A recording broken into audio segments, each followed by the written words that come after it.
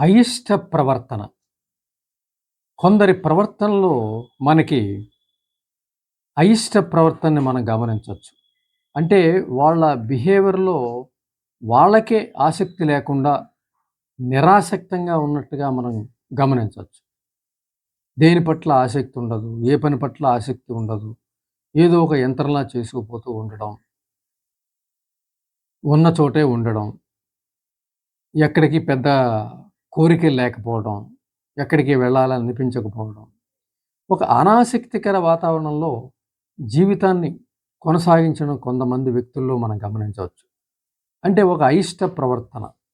తమ పట్ల తమకి లేదా ఇతరుల పట్ల కూడా ఇష్టంగా జీవితాన్ని నడుపుతున్నట్టుగా అనిపించరు. అయిష్టంగా జీవితాన్ని కొనసాగిస్తున్నట్టుగా మనకు అనిపిస్తుంది. ఎవరైనా ఎదుటి వాళ్ళు చూసినప్పుడు. ఎందుకు ఈ అయిష్ట ప్రవర్తనకి ఏంటి కారణం?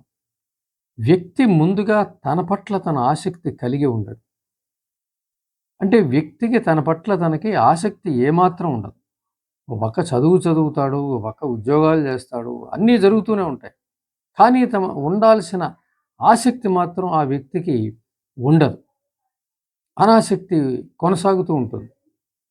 అయిష్టత కొనసాగుతూ ఉంటుంది. అంటే ఆ వ్యక్తి తన పట్ల తనకే ఇష్టం లేని ఒక విచిత్ర భావంతోటి కొనసాగుతూ, ఒక విచిత్ర ప్రవర్తనను ఉండటం మనం గమనించొచ్చు. అంటే ఈ వ్యక్తికి ఎక్కడ ప్రారంభమవుతుంది ఈ అయిష్టత? తన పట్ల తనకున్న ఈ అయిష్టత గాని, అనాసక్తి గాని ఆలోచించినట్లయితే, ఒక్కసారి వెనక్కెళ్ళి చూస్తే బాల్యంలోనే అది ఏర్పడి ఉంటుంది.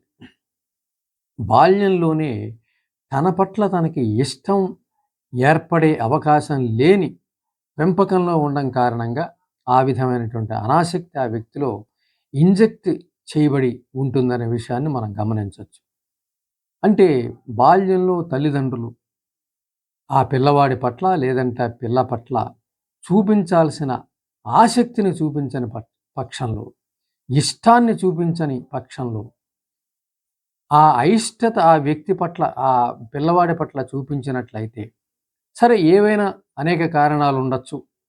ఏ కారణం వల్ల కానీ అయిష్టత కలిగినట్లయితే దాని నుంచి పుట్టుకొచ్చే తిట్లు గాని, విసుగు గాని, విరక్తి గాని, అనాసక్తి గాని ఆ పిల్లవాడిలో ఇంజెక్ట్ చేయబడి మాటల ద్వారా, చేష్టల ద్వారా, ప్రవర్తన ద్వారా తల్లిదండ్రుల పెంపకంలో అది ఆ పిల్లవాడిలో ఇంజెక్ట్ చేయబడి అది పెరుగుతూ, పెరుగుతూ ఆ వ్యక్తి పట్ల అతనికే అనాసక్తి ఉండి అనాసక్తికర జీవితాన్ని అనుభవించే అవకాశం ఉంది.